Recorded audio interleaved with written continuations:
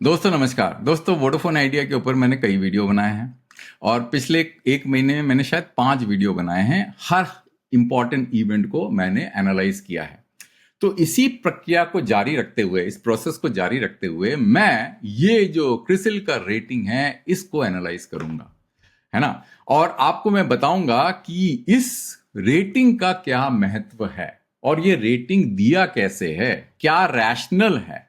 और दोस्तों आपको खुशी होगी जान के कि जो मैंने पिछले वीडियोस में कवर किए हैं वही क्रिसिल ने अपने रेटिंग के एनालिसिस में कवर किया है। और मैंने कहा था पिछले वीडियो में कि वोडाफोन आइडिया को डेट मिलने में बहुत ही मुश्किल होने वाली है और मैंने कुछ तरीके बताए थे कि वोडाफोन आइडिया कैसे सर्वाइव कर सकती है कि इक्विटी का डायल्यूशन हो और सरकार इन्वेस्ट करे। और सबसे इंपॉर्टेंट मुद्दा क्या बताया था? स्पेक्ट्रम वॉल, कि वोडाफोन आइडिया का टू FY28 में करीब 26,000 रुपए का गवर्नमेंट को पेमेंट ड्यू है।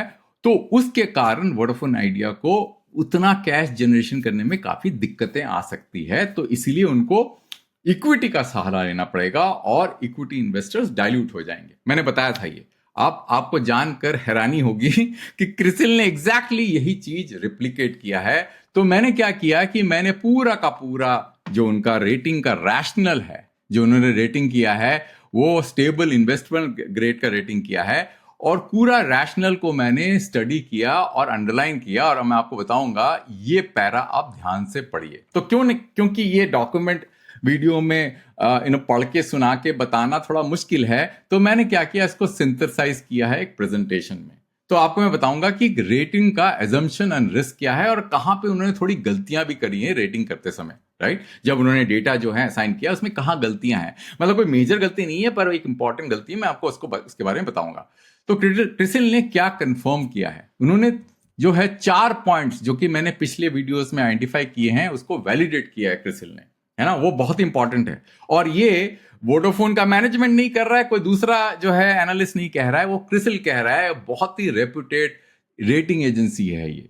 वो क्या कह रहा है? Spectrum debt is the core problem. कहां बताया? कौन से पैराग्राफ में? ये वाला पैराग्राफ आप स्क्रीनशॉट लेके पढ़िए और जो एरर किया है क्रिसिल ने जो है कमिट किया है वो मैंने यहां मेंशन किया है।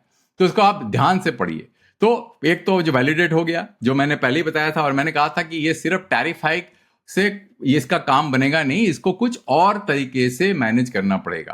Cash EBITDA is insufficient as stand alone, मैंने बताया था। जो वोडाफोन आइडिया कैश एबिटा जो कि 8,500 से 9,000 करोड़ का जो कैश एबिटा है वो बहुत ही कम है to cover up the spectrum obligation as they ramp up, मतलब जैसे बढ़ेगा। जो मैंने आपको ये वाला जो मेरा जो एक्सेल शीट है मैं कई वीडियो में बता चुका हूं, इसका भी आप स्क्रीनशॉट ले सकते हैं, है ना।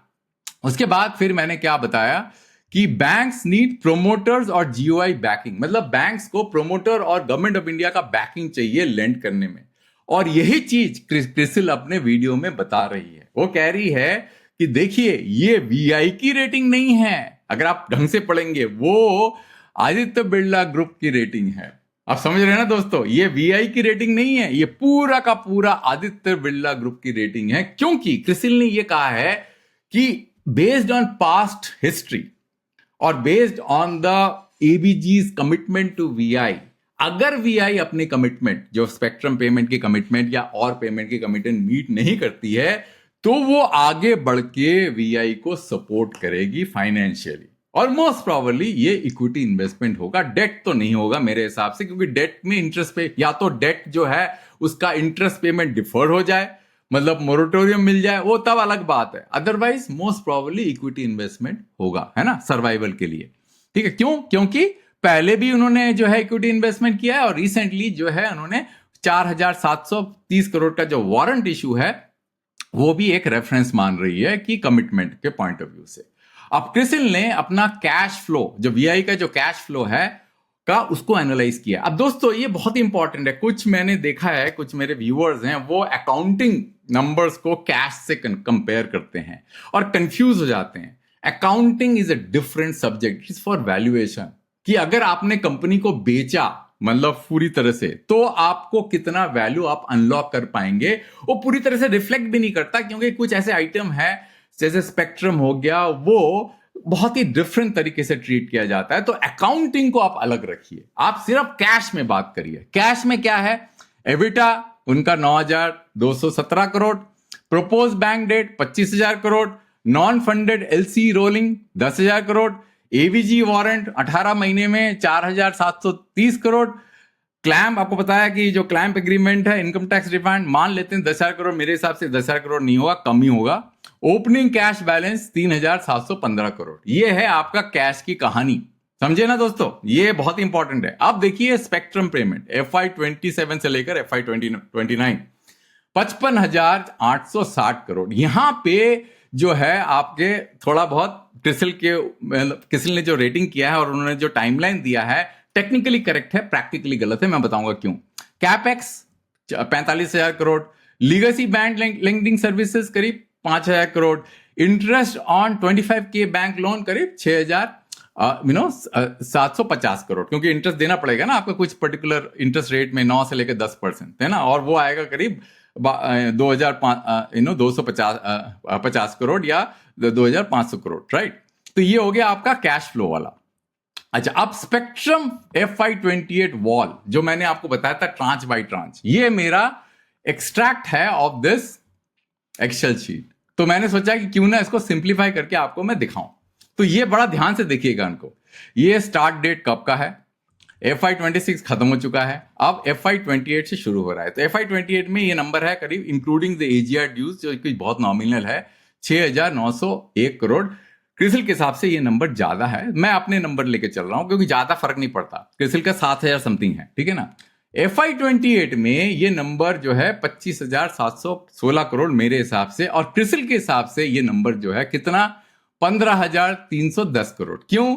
क्योंकि क्रिसिल जो है एक मायने में थोड़ा उन्होंने एरर किया है। मैं बताता हूं उन्होंने क्या एरर किया है। एरर इन्होंने ये किया है कि ये जो FY28 में जो मैंने माना है 11,304 करोड़ मार्च 2015 का ऑक्शन का, वो उन्होंने FY29 में माना है। मैं बताता हूं क्या गड़बड़ हो गई। गड़बड़ ये हुई कि FY29 के फर्स्ट मंथ अप्रैल के बिगिनिंग में ये ड्यू होता है, इसीलिए ये जो है यहां से मैंने यहां शिफ्ट कर दिया, क्योंकि जो कैश एबिटा FY28 में जनरेट होगा उससे इसको पेमेंट करना पड़ेगा। तो टेक्निकली ये जो नंबर 15,000 करोड़ का क्रिसिल का करेक्ट है, पर practically this number should be 26,000 crore, समझे ना दोस्तों। इसीलिए FY28 में ही उनको 26,000 करोड़ का payment wall, spectrum payment wall hit करना पड़ेगा, जो मैंने आपको बताया। देखिए 10,382 करोड़ की डिस्क्रिपेंसी है, क्योंकि एक साल का जो है वो प्रीपोन है। क्यों, देखिए क्रिसिल का व्यू ये है 7,770, ये मैंने 7,000 माना था, उन्होंने ज्यादा माना हुआ है इसको। ये 15,310 करोड़ जो है मैंने इसको 26,000 करोड़ माना हुआ है, और FY28 में उन्होंने बोला है कि ये पीक स्ट्रेस है। ये उन्होंने गलती किया हो गया कि ये जो है देखिए मैंने 6,777 करोड़ माना हुआ है, 877 करोड़ माना हुआ है, और ये वॉल यहां हिट करता है क्योंकि जो मैंने बताया ना आपको वो first month of April 2020 FY29 का है, तो कि शिफ्ट हो जाएगा FY28 में, और FY28 में ये नंबर है। तो इसीलिए ये फर्क है, otherwise technically they are right. तो क्रिसिल ने अंडरस्टेट किया है FY28 का स्पेक्ट्रम ऑब्लिगेशन बाय रफली अराउंड 11,000 या 10,500 करोड़। अच्छा, अब देखिए spectrum UI versus cash EBITDA. अब ये बहुत ही इंपॉर्टेंट है। जो मैं आपको वॉल की बात कर रहा था वो ये रहा वॉल, स्पेक्ट्रम पेमेंट का वॉल दिख रहा है ना वॉल की तरह। क्योंकि देखिए FY26 में बहुत कम, FY27 में इतना मतलब करीब 7,000 करोड़, और ये बढ़ के 26,000 करोड़, फिर धीरे धीरे ये स्टेबल हो जाता है। स्टेबल मतलब फिर धीरे कम हो जाएगा। तो ये जो है जो VI का जो कैश एबिटा का प्रोजेक्शन है वो इस तरह से है, इसलिए वो कह रहे हैं कि मैं उसको मीट कर लूंगा। मेरे हिसाब से रियलिस्टिकली कैश एबिटा जो होगा वो इस तरह से होगा, बिकॉज ये बहुत ही exponentially high cash EBITDA target है वोडाफोन आइडिया का। मेरे हिसाब से इसको मतलब अचीव करना थोड़ा मुश्किल है। मेरे हिसाब से इम्पॉसिबल कुछ भी नहीं होता, पर मुश्किल जरूर है। रियलिस्टिकली ये ट्रैजेक्टरी मान के चलना चाहिए आपको। अच्छा, FI फंडिंग गैप देख लीजिए ईयर बाय ईयर, है ना। स्पेक्ट्रम का ईयरली इंस्टॉलमेंट का जो पेमेंट का ये आपका है ना। कैश एबिटा का अगर रियलिस्टिकली माना जाए तो ये है आपका, है ना। और गैप जो है यहां पे है आपके, है ना। तो जैसी देखिए FY28 में करीब 500 करोड़ का गैप हो जाएगा। अब यहां पे एबीजे को इंटरजेक्ट करना पड़ेगा, या तो उनको फ्रेश इक्विटी देना पड़ेगा या डेट देना पड़ेगा। जैसे ही वो फ्रेश इक्विटी देंगे तो जीओआई का जो कन्वर्जन में हमेशा बोलता आ रहा था कि वो डाइल्यूट होंगे और कन्वर्ट करेंगे, तो इससे ये वॉल को वो ओवरकम कर सकते हैं। इसीलिए दोस्तों जो आदित्य बिरला ग्रुप का जो सपोर्ट है वो कंटिन्यूसली रहेगा। मतलब जो उन्होंने पहला वारंट इशू किया, ये वारंट जो है आखिरी नहीं है, ऐसे सीरीज ऑफ वारंट या इक्विटी इन्वेस्टमेंट उनको करना पड़ेगा to able to overcome this barrier in case their cash EBITDA targets do not fall as per their projection in place as per their projection, which is extremely optimistic। समझना दोस्तों, ये आपका simple जो है देखिए मैनेजमेंट का cash EBITDA है 3x EBITDA. अब पिक्चर में दोस्तों प्रॉब्लम क्या है मैं आपको ठीक से बताता हूं, क्योंकि देखिए मैनेजमेंट तो नेचुरली अपने आप को प्रोजेक्ट करेगी, ये थोड़ी ना करेगी कि मैं कैश एबिटा बनाऊंगा नहीं, बट एज एन आउटसाइडर आपको जो है रियलिस्टिक व्यू लेना पड़ेगा। क्यों? क्योंकि जब आप कैपेक्स करेंगे, जो 45,000 का कैपेक्स वो अभी शुरू होगा ना, तो उसका इंपैक्ट जो है 1 साल 1.5 साल में नजर आएगा, क्योंकि कैपेक्स करने में टाइम लगता है। ये नहीं कि आज ही कैपेक्स हो जाएगा, कम से कम 1.5 साल का टाइम लगेगा नेटवर्क को रोल आउट करने में, है ना, बेस स्टेशन बढ़ाने में। मतलब मान लीजिए 1 साल का तो लगेगा ही लगेगा। इसीलिए इमीडिएटली आपको एबिटा बढ़ता नजर आएगा नहीं। और एयरटेल जो जियो है वो चुप बैठने वाले नहीं है, वो भी अपना जो है जोर एडी कार्ड का जोर लगाएंगे, मार्केटिंग में ज्यादा स्पेंड करेंगे। वीआई को भी मार्केटिंग में ज्यादा स्पेंड करना पड़ेगा, उनका एबिटा गिर जाएगा, है ना, because of the high market spend. सब डिक्लाइन अरेस्ट तो हो गया, रिकवरी, बट रिकवरी फ्रेजाइल है, बहुत ही ज्यादा फ्रेजाइल रिकवरी है। 2G to 4G migration will help improve ARPU, but subscriber growth competition के कारण काफी हद तक जो है मतलब स्टॉल्ड हो सकता है। मतलब इतनी तेजी से जो मार्केट, जब ऑपरेटर्स मर रहे थे, सब्सक्राइबर जब ऑर्गेनिकली ऑपरेटर्स के पास आ रहे थे, मतलब जो मूव करके आ रहे थे, अब उनको ऑर्गेनिकली ग्रो करना पड़ेगा एक दूसरे से सब्सक्राइबर छीन के, तो ये बहुत ही मुश्किल काम है।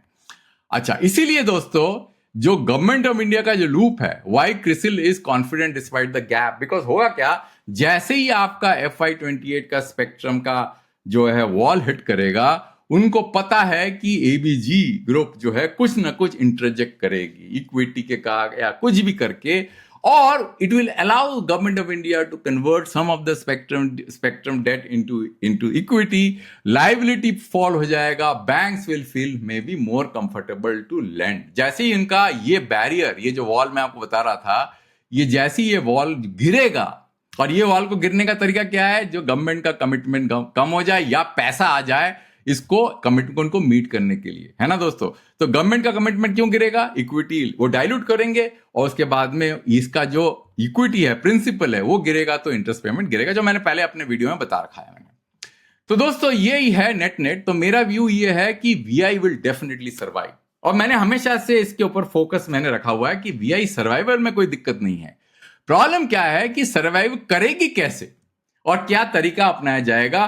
और क्रिसिल का जो ये रिपोर्ट है, जो उन्होंने रैशनल है, ये काफी हद तक रेजोनेट करता है मेरे पॉइंट ऑफ व्यू से, क्योंकि government can not let the third telecom operator fail. ABG is committed, और एबीजी का कमिटमेंट दिख रहा है, वो किसी तीसरे आदमी को नहीं ला रहे हैं, वो खुद बैठे हुए हैं, कह रहे भाई मैं मैनेज करूंगा।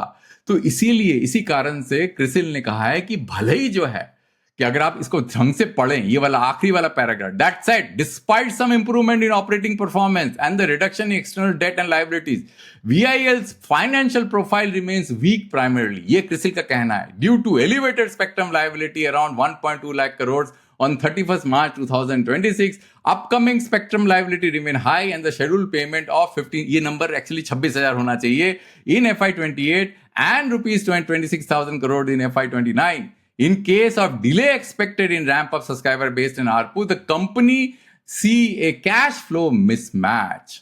Right? The company may see a cash flow mismatch. In such a situation, VI may prioritize external debt repayment in line with the past trend, and the modularity of capex provides flexibility. However, CRISIL rating expects the group to extend support in case the cash flow mismatches predominantly arise out of spectrum dues. समझ में आएगा दोस्तों? यही तो मैं पहले कह रहा था आपको। तो मैंने जो भी कहा मैं उस पे स्टैंड करता हूं, और ये इस चीज को पूरी तरह से एम्पलीफाई करता है और सपोर्ट करता है ना। तो ये आप इसको आप देख लीजिए। अच्छा, फिर जो है एबिटा वाला जो मैंने 3x एबिटा बोला, वो काफी मुश्किल है दोस्तों। 3x एबिटा अचीव करना अंडर दिस सिचुएशन है market which is so saturated, very difficult. More equity dilution is coming for the existing holder. Equity dilution तो होना ही है। Debt is safe because debt payment वो कर देगी, क्योंकि जैसी आपको जो है डेट पेमेंट में आपको दिक्कत आएगी, इक्विटी आ जाएगी कंपनी में और उससे वो डेट, क्योंकि बीआई को मरने नहीं देगी, पर ये जो इक्विटी डाइल्यूशन का प्रोसेस है ये वो चलता रहेगा मेरे हिसाब से दोस्तों। अंत तक वीडियो देखने के लिए बहुत धन्यवाद दोस्तों। एक वीडियो दूसरे टॉपिक में जल्दी लेके आऊं।